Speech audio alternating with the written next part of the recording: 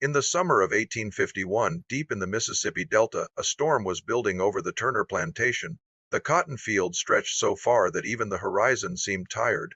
The land belonged to Elias Turner, a man known across counties for his wealth, his temper, and the silence that followed him wherever he went. His word was law, and his pride was his only god. Among the many who worked his fields was a man named Isaac. Records later describe him as quiet, tall, and deliberate, someone who carried his strength without showing it. Born on the same land his mother died upon, Isaac had learned that mercy was dangerous. But on the day the master's son fell into the river, mercy came before fear. Samuel Turner was only 12. He had wandered down to the muddy bend of the river that bordered the cotton fields, chasing a wooden toy boat. The current was stronger than it looked. When his foot slipped, the water swallowed him before anyone could scream. Isaac was closest. He didn't think, didn't ask. He ran. Witnesses said the sound of his chains against the wet grass was louder than the storm above. When he dove into the river, the overseer shouted after him, not in help but in outrage. A slave touching the master's child was unthinkable, but Isaac didn't hear. He found the boy under the surface, limp, eyes open, and pulled him up through the brown water until they both gasped for breath. He carried the boy to shore, laid him on the riverbank, and pressed on his chest until Samuel coughed out the river. The boy lived. The plantation did not cheer. No one spoke. The overseer ran for the house. When Elias Turner came down to the river, he saw his son alive and the man who had saved him kneeling beside him. Something in Elias's face hardened, as if survival itself had insulted him. Gratitude never reached his lips. The power lines of his world had been crossed, and in his mind, order had to be restored. That night rain washed the fields. In the slave quarters, Isaac sat alone, hearing the shutters of the big house slam in the wind. He knew what the silence meant. He looked at his hands, the same hands that had pulled a child from death, and understood that the world he lived in was built to break men like him for being human. The next morning the sky was clear. The air smelled of iron and sun-baked soil. The household gathered in the yard under the magnolia trees. The boy was kept inside, forbidden to speak. The master stood in front of the people who worked his land and declared that a lesson had to be given. No one spoke against him. The sound that followed would stay with them all, but history does not need to repeat it. It is enough to say that Isaac endured what the master called discipline, and what the truth calls humiliation. By evening Isaac could not stand, but he would not bow his head. The boy watched from a window, small hands gripping the sill until his knuckles turned white. Something inside the child broke that day, the simple belief that his father was good. Days turned into weeks. The harvest continued. Isaac returned to work before his wounds closed, because to stop was to invite worse. The other men looked away from him, not out of disrespect but fear. They had seen what kindness cost. Inside the Turner house the air changed. The wife, Margaret, avoided her husband's gaze. The boy avoided his voice. And in the long dinners under the candlelight, the master began to feel the weight of what he had done.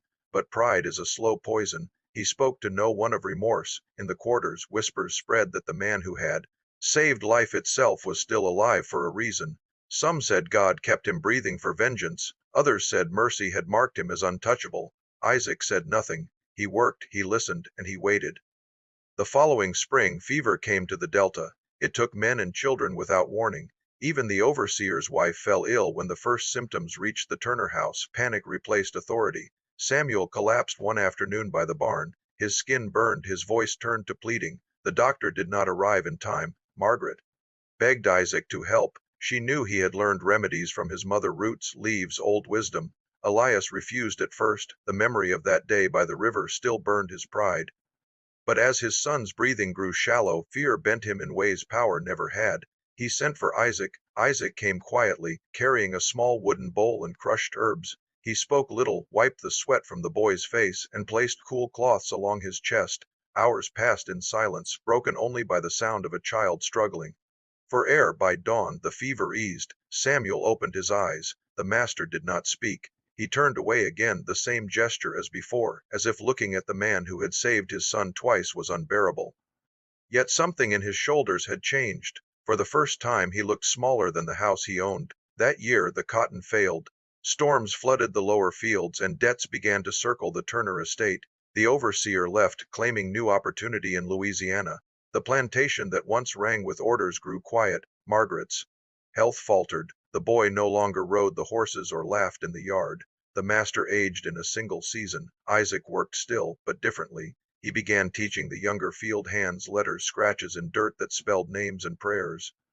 At night he spoke softly to the children, telling them stories of the sky beyond the river, where no one owned the sunlight. He did not speak of revenge, but the idea of freedom grew in the silence around him. 2 years passed. The war had not yet begun, but rumors of rebellion moved through the South like wind before fire. Elias Turner felt it. He doubled his patrols, locked his doors, and drank until dawn. He could not name what haunted him. Some said he saw shadows near the river. Others said he heard chains and the sound of rain. When his wife died of sickness, the house emptied.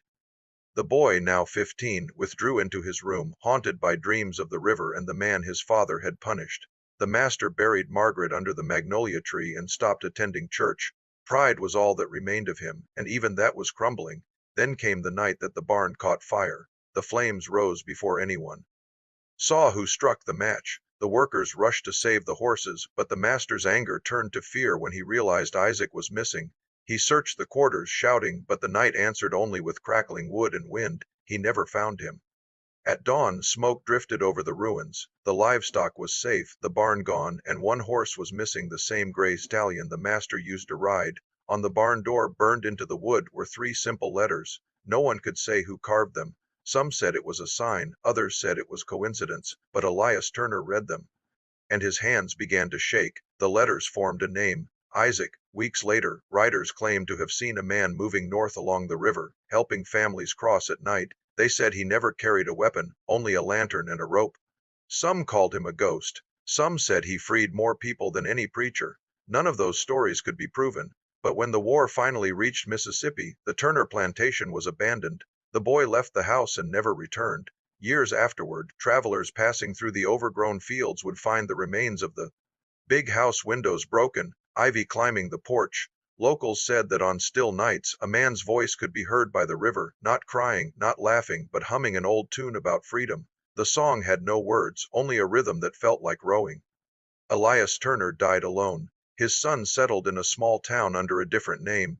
He never married, but in his will, written in a trembling hand, he left one request, that a stone be placed by the river, with no date and no family name. Only one line. It read, "He saved me twice." No record was kept of Isaac's death. Some believe he reached the northern states and lived out his life teaching others to read. Others believe he returned one last time to stand by the river, to look at the house that once held his pain, and to let the wind carry away what was left of it. History does not always record vengeance in blood. Sometimes it lives in silence, in the quiet dismantling of the power that once crushed mercy. Isaac's revenge was not a fire or a blade.